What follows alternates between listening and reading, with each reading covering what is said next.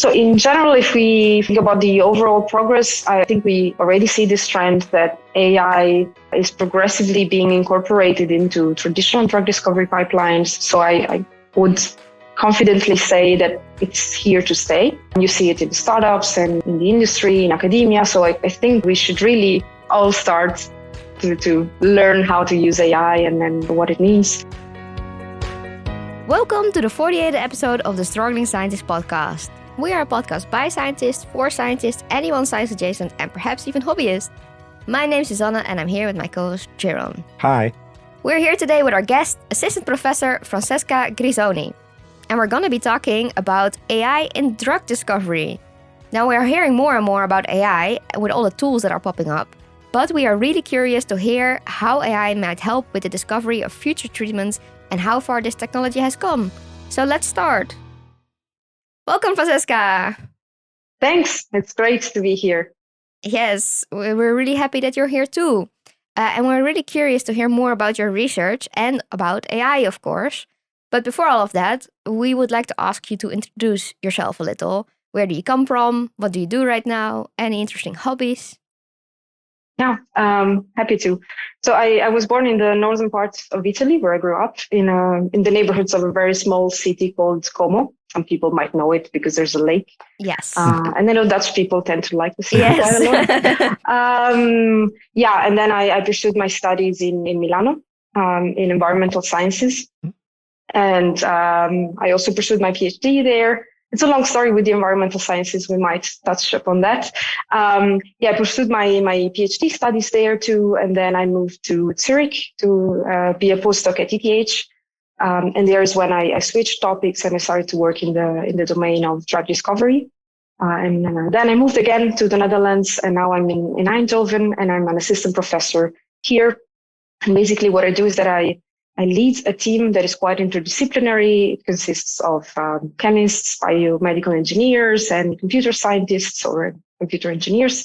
And we work in the domain of drug discovery to develop new AI tools. What we really want to do is to push the boundaries of what these methods can do to discover new therapeutics faster. And when it comes to hobbies, I often joke about the fact that my hobby is to have hobbies. So I tend to be quite a curious person in nature. So during my life, I have tried many things. I've tried to learn how to play the ukulele, the keyboards, guitar, climbing, played basketball. I've tried to paint, be a comic drawer. I've tried many things. But in the end, only a few of these hobbies stuck with me. But I just like the process of trying new things.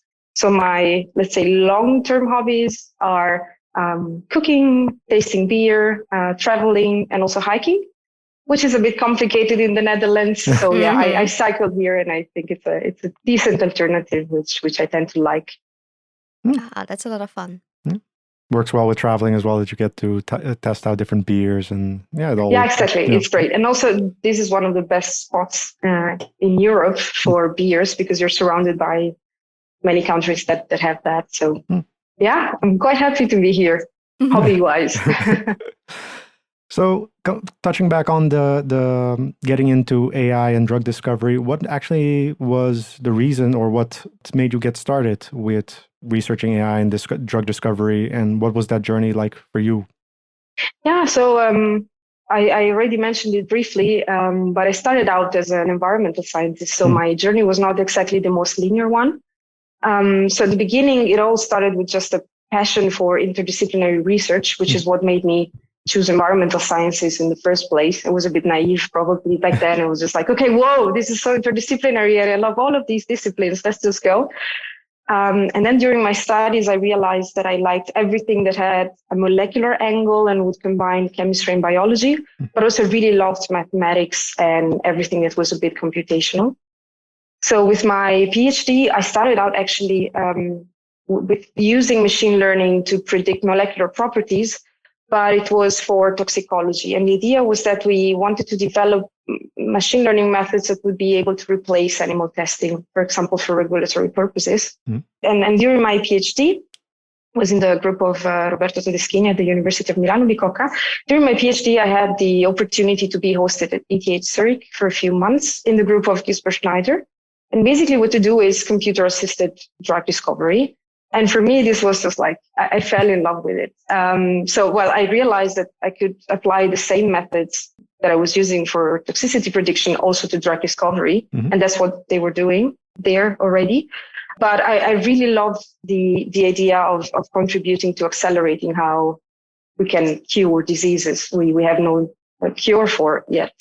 And also what I really, really loved back then was that you could make some predictions and then work with the chemist, and he or she would, or they would go to the lab, test the molecules or make the molecules for you. And in a few weeks or months, you would immediately see whether your prediction was right. And so you could improve upon it. And for me, this, let's say, interplay between computational studies and experimental studies was really what made me decide to invest in this topic. Mm-hmm. And so, after that, that's why I then moved to ETH to continue as a postdoc researcher. Mm-hmm. And then now this is basically the same domain, and we work particularly with deep learning approaches. Okay. Did you also already in your environmental sciences study have experience with machine learning, or did you have to pick all of that up during your PhD? Yeah, so actually we had a course that back then was called, and I think it's still called, chemometrics. And I would say chemometrics is the predecessor of what today we might call molecular machine learning, molecular AI, or something like that. And the idea is that you apply statistical tools to study or analyze chemical data. Mm-hmm. And that's also where I met the professor that would be my supervisor in the following years. And I was like, okay, this is amazing. I can merge all of the things I like. I love computers. I've always been a bit of a nerd. I can do, this is where I find everything I love in just one discipline.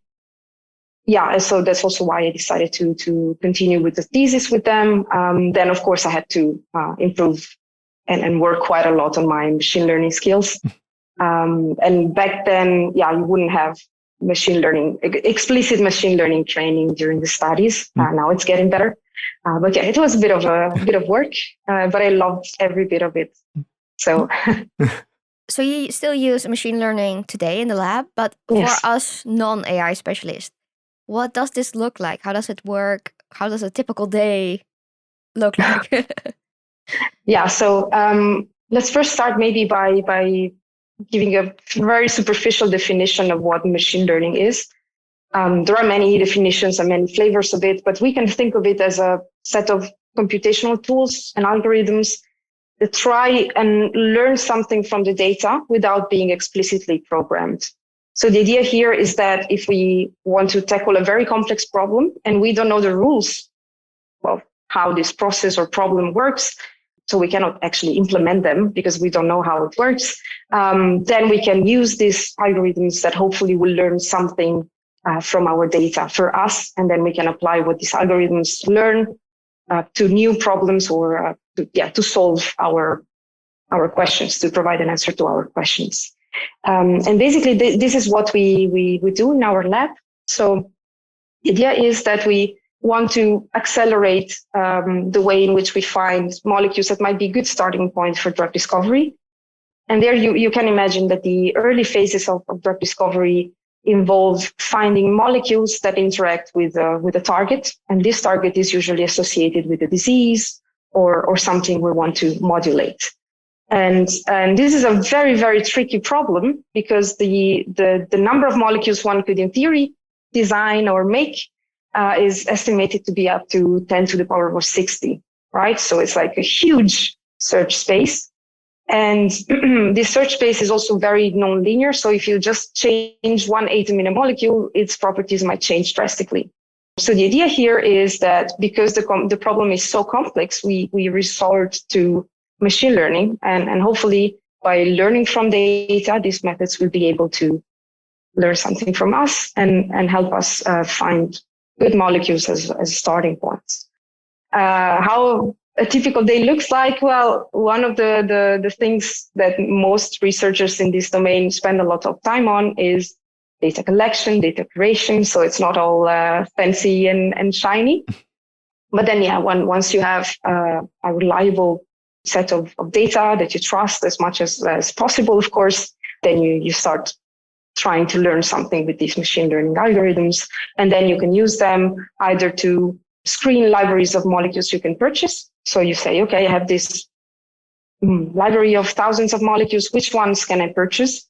And once you do that, you purchase them, then somebody, a collaborator or other people in the team, somebody goes to the lab, they test that and tell you whether it works or not. Or you can also use these algorithms to come up with new molecules, so suggest them for you. And then, hopefully they were good ones. Okay.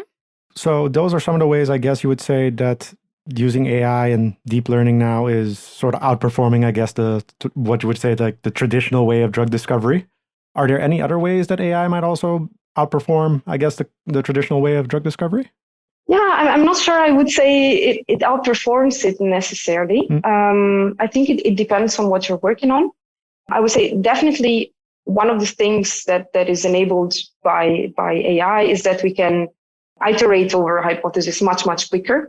Because traditionally, otherwise, you would have a medicinal chemist or a team of medicinal chemists that would explore molecules in a bit of a trial and error. So you try and replace a small part of the molecule here and there, make it and see whether it works. So here with AI, the time scales are, very, very different. So it's really faster.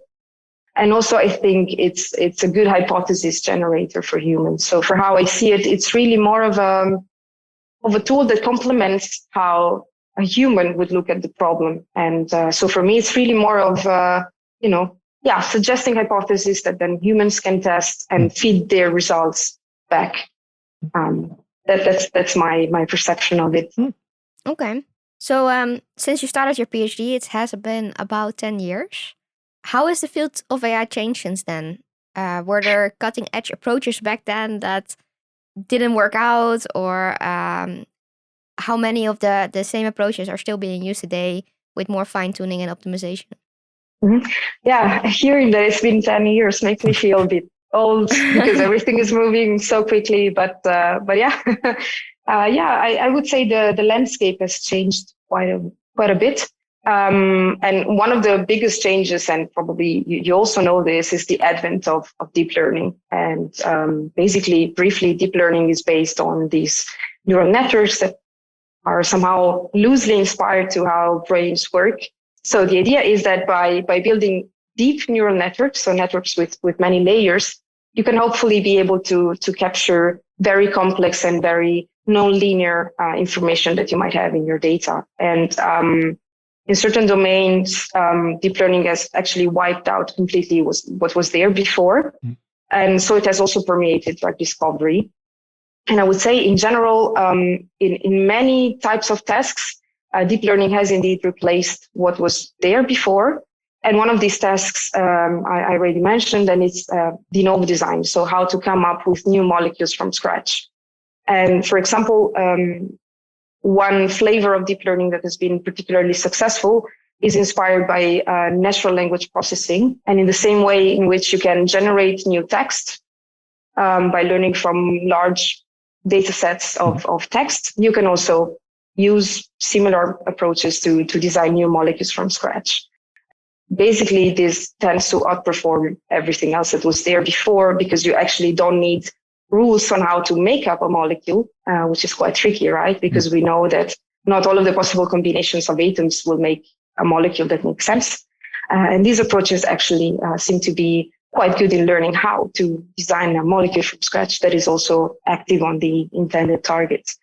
But in other tasks, so for example, predicting whether a molecule is active or not, actually very complex deep learning approaches do not outperform other simpler approaches. So there's still a lot of work to do in that domain. So it is good that, some of the, let's say, old and good approaches are still there. So it's not that it's really a complete revolution, but it has had some quite successful stories. And maybe the second thing I would say that has changed in the last few years is how experimental scientists look at AI. So my impression when I started my PhD was that people would just not believe in machine learning at all. It was like, yeah, this is just a model. Why would I care when I can just go to the lab and set up a few experiments? Well, now I think with these initial successful stories, experimentalists are starting to see the potential of these approaches, and very often they reach out to me or to other people working in this domain. And I think it's just super cool and the only way in which we can really obtain progress in the field, just by actually collaborating between people that come from different domains and have a different perception of what we are trying to solve. Now, you mentioned that the deep learning doesn't always outcompete sort of the what was there before. Are there any additional limitations to maybe not specifically deep learning, but also just the AI models in general that you can think of? Yes. So this is an ongoing topic of discussion, and there's a lot of research from the deep learning community or machine learning community on the limitations of these approaches. And let's say the most important ones, especially when it comes to our domain of application. So the drug discovery applications are a few that come to mind. Probably the most important one is what we call out of distribution generalization. And the idea there is that I already mentioned it. So you use some data to train your model. So the model is only as good as the data you train it with, first of all. But also we have a second problem that the model only sees the distribution of the data you use to train it, right? And very often in drug discovery, we want to get out of that distribution. So for example, we want to find molecules that are particularly novel in the structure so that we can patent it, or better than what we have for training the model. And there the models really struggle because you're basically asking them to take a leap out of what they have seen before. I'm not saying it's not possible, but it's definitely something challenging that has been receiving a lot of attention in the deep learning community, but also in, let's say, the molecular deep learning community or machine learning community. And then, of course, they are models. They're not perfect. And very often we have the problem that they might be very confident despite being wrong. And so you say, oh, these molecules are perfectly great. Look at the predictions, and then you go to the lab and you maybe discover that none of them works.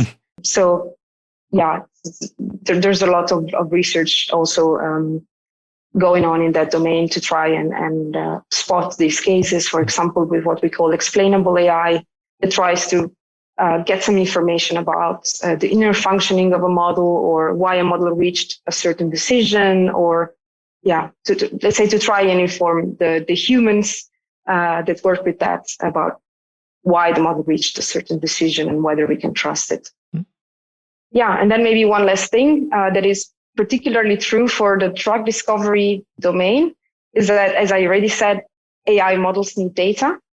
And if you look at the domains where deep learning has been, or machine learning has been particularly successful, these are the domains where we have millions of data. You can think about image processing and generation or natural language processing. While in drug discovery, we really have small data sets. If we're lucky, they go up to 1,000 or a couple of thousand molecules. But in many cases, you have tens of molecules. So training a deep learning or machine learning model there is quite tricky. So this is also something the community has been investing quite some energy in. So how to generate models that are more reliable in this extremely low data regime. And this is definitely something cool to work on. Yes.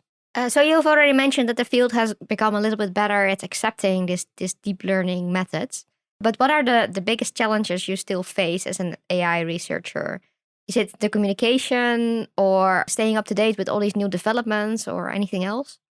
Yeah, so it's both the things you said and maybe also something else. Yeah, definitely the main thing for me is to keep up with the literature. So these are topics that are just so hot, both in the, let's say, pure machine learning community, but also the drug discovery application is particularly attractive nowadays. So really the number of preprints and peer-reviewed papers that come out is huge.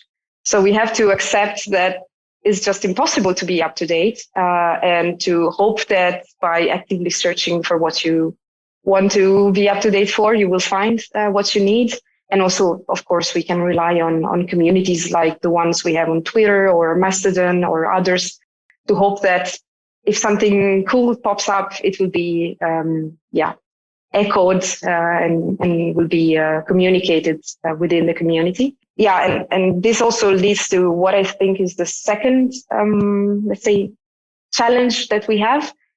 That is that we have a lot of competition in the domain, because now we have, of course, domain specialists that learn how to work with machine learning, but also experts in deep learning that, love or want to research in this domain. So there's really a lot going on.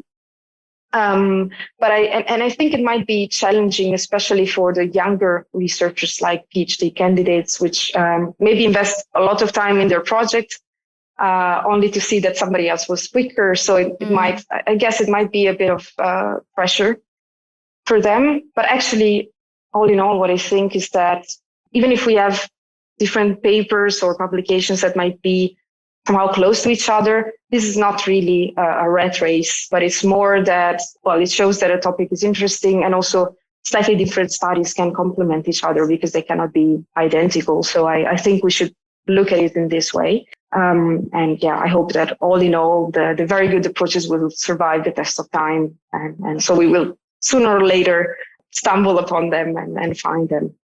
And then maybe the last limitation, or not a limitation, the last challenge is really communicating from people that come from different domains, because we really work at the interface between many disciplines: chemistry, biology, deep learning, computer science, and whatnot.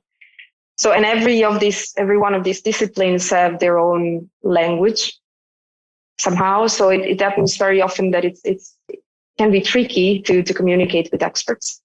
But in my experience, this is just a learning experience, and very rapidly we converge upon a shared language, and this is just a source of growth, of scientific growth. So I don't mind this. I actually like it quite a lot. Nice. So maybe pivoting a little bit, I read about the clever Hans effect, but maybe for our listeners, could you explain what that actually is and how that could be maybe a problem for interpreting results for AI? Yeah, sure. This is one of my favorite topics when I give a lecture. I'm really into the story of the clever Hans. I don't know how much you read about it. It's just, anyway, okay. Actually, this name comes from a horse, which was called Hans. I think it was in the 19th or 20th century. And this horse was claimed to be able to perform arithmetic operations. And basically, the horse would be presented with a mathematical problem, and it would tap his hoof to provide a reply. And very often this would be the right answer. So of course, people were super excited about this horse. It was super clever. That's why it was called Clever Hans. And then, of course, it also attracted some skepticism and people wanting to understand how come that the horse can suddenly perform arithmetic operations. And basically, what was discovered back then is that the horse was not really able to perform these operations, but actually it was responding to involuntary cues that the trainer of the horse was providing without even being aware of it. So since then, the Clever Hans effect has been used as a name to denote occasions in which the right answer is provided for the wrong reason. And so, of course, this is also quite an important topic when it comes to AI, and in particular to denote whenever an AI model provides the right prediction, but for the wrong reasons. So, for example, because it has found a shortcut, and machine learning and in particular deep learning approaches are quite good at finding shortcuts in the data. And if you're interested, there is quite a cool publication in Nature Communications from 2019 from the group of Klaus Robert Müller. And basically there they show a few examples of how these neural networks are actually very good at picking up these shortcuts. And in one of these examples, you have a model that is trained to label images to predict what is in the image. And they found out that all of the images that they had in the training set that were related to a horse actually contained a small label. And I think it was the label of the photographer that took that picture. So the network learns that whenever you had that tiny label at the bottom of the image, then it had to predict a horse. And as soon as you remove the label, then the network would be very confused. And the idea is that actually it just learned a shortcut. It's like a very lazy student that tries and cheats at the exam. And so this is for sure a problem, because we might actually end up trusting the prediction of a model without actually knowing that it's learning something else that might not apply when we go to the real world and maybe invest money in that. So of course, there are many ways of trying to make sure that your model is not finding shortcuts, and it mainly relates to the data that we feed in, how we split them for training, whether we can check if there are biases or not, and so on and so forth. And in this also the explainable AI approaches that I mentioned before. So how can we get a glimpse into what the deep learning model is learning?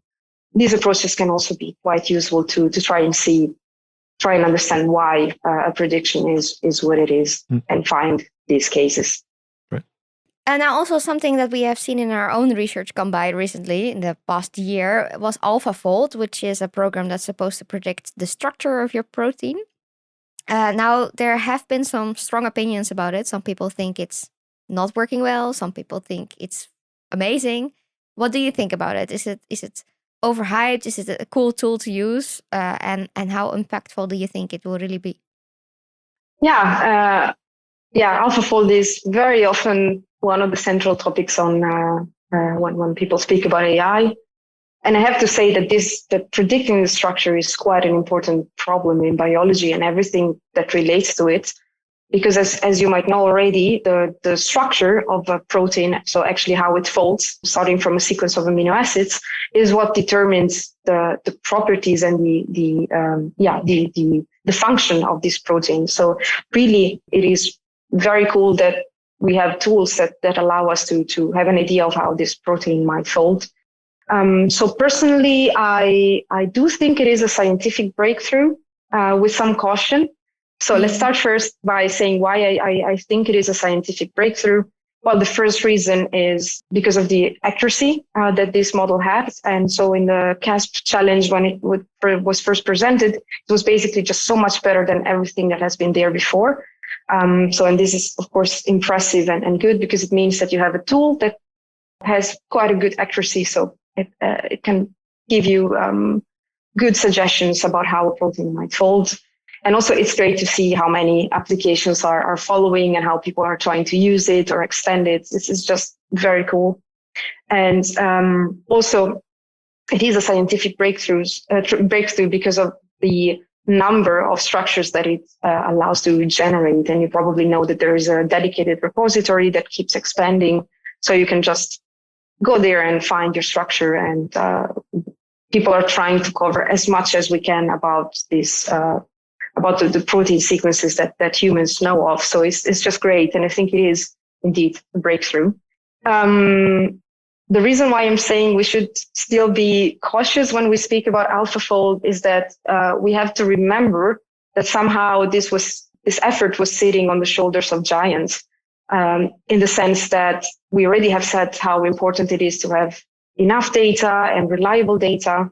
And so the data sets that this model and similar models were trained on have been collected for decades and curated. So basically, this made for the perfect problem for a group of skilled AI engineers and scientists. And then, of course, you needed a team of very skilled people and great computational resources. And so when this combination happened, then there you had it. There you had your breakthrough. Then, of course, we have to remember that AlphaFold is a model. And don't get me wrong, many other things are models, even wet lab experiments or the animal models used in drug discovery. So they all have their limitations. But yeah, as a model, it inherits some of the, let's say, challenges we have spoken about already. So the difficulties in generalizing out of the training data distribution. So, of course, when you have super challenging cases in which other tools fail because the sequences are different from all the other sequences we know. And also it's likely to expect that also AlphaFold will fail there because it's not perfect. And then, of course, can also provide highly confident predictions that are wrong. It can also be prone to adversarial attacks. I think I stumbled upon a paper yesterday. And these adversarial attacks are basically a small change in the input structure, in the input sequence that will lead to very different results in the predicted structure. So it basically inherits all the limitations that all the other AI models have.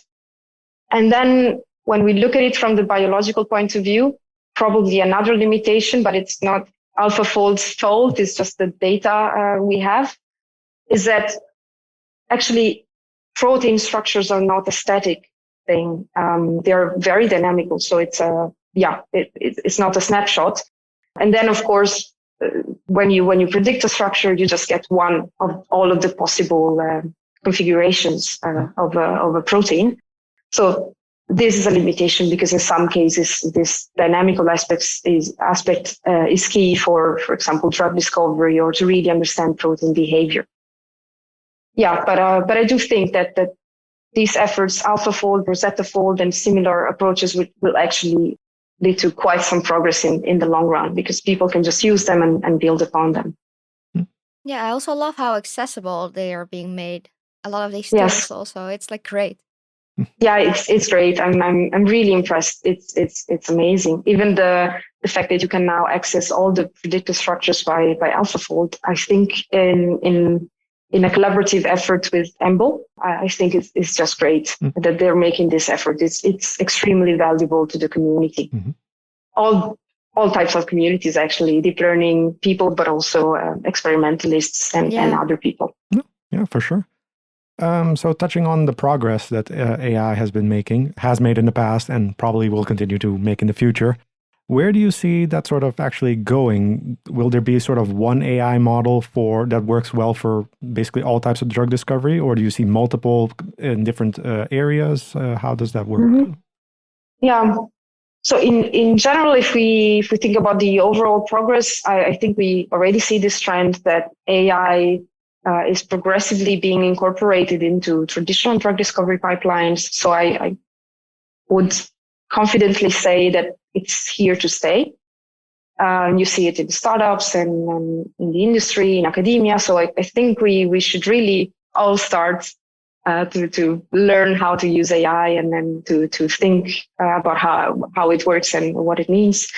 And if I can make a prediction about what will happen in my specific domain of application, I do not think that there will be a one-size-fits-all type of model for many reasons. One of these reasons is that whenever we work with a given macromolecular target, for example, so let's say it's a protein we want to activate or inactivate, let's say, in a very superficial way of speaking about it. So there, the way in which, for example, the structure affects, the molecular structure affects the activity on this protein really is different depending on the protein we're looking at.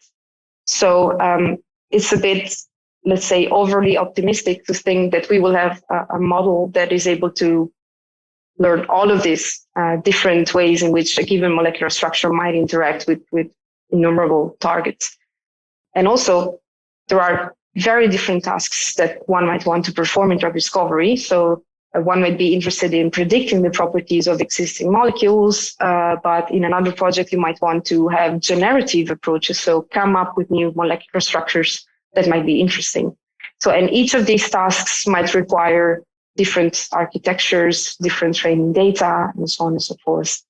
What I think that might happen instead is that we will get to some sort of quote unquote foundational models.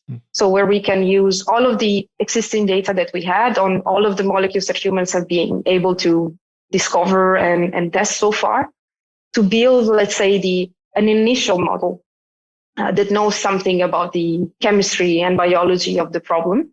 And then this initial model can be fine-tuned using a very focused data set. And so also allow us to use smaller data sets that are focused. so that every scientist can fine tune it for their own needs. Do you have any other emerging trends that you think might come up in the coming years? Yeah, so if we look at our specific domain, I think yes, I already touched upon them, but one of them is really how can we make sense of very small data sets and still make a reliable machine learning model. And also in some cases, it's even interesting to explore how we can use machine learning when we have no data at all, right? And humans sometimes do that. You learn how to work on a related problem, and then you can transfer this knowledge and approach unexplored tasks. So this is also a trend that will be, in my opinion, progressively important in the next few years, because in drug discovery, very often you have to work with these completely unexplored targets. So it would be quite cool to see good research popping up there. Another topic we are working on, and I see it's getting increasingly popular, is active learning. And the idea there is that let's say in a normal pipeline, you would take some data, train your model, make some prediction, go to the lab, see if it works. And if it works, you're happy. If it didn't, you face the corner of your office for a few hours until you're over it, and then you start again. While with active learning, the idea is to embrace failure to some extent and just let the model choose what it needs and what you need to test to improve the model itself and hopefully to reach your goal faster. And this is quite important because if you think about drug discovery and other chemistry applications, it's quite expensive to perform these experiments. So the idea is that I let the model choose a few molecules that might be interesting. I go to the lab, test only these few molecules, but they were chosen to improve the model. So you test them. And even if they're wrong, it doesn't matter because you will use them to correct your model.